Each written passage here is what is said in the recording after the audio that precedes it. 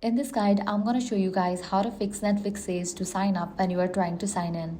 First, make sure you are selecting sign in and not sign up on the Netflix app or website. Sometimes the two options appear close together, so double check before continuing.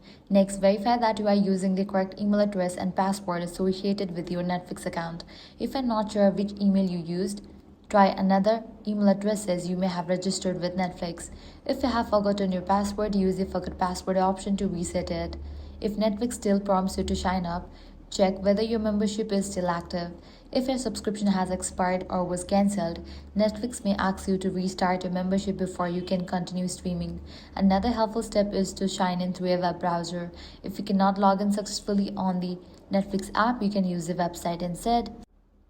Also, clear your browser's cache and cookies if you're using Netflix in the web version. If a Netflix subscription is billed through a third party such as mobile carrier, internet provider, or bundled service, verify that your subscription is still active with the provider. An expired or inactive billing arrangement may prevent you from accessing your account. And that's it. By following these steps, you'll be good to go. If this guide helped you out, do not forget to like, share, and subscribe.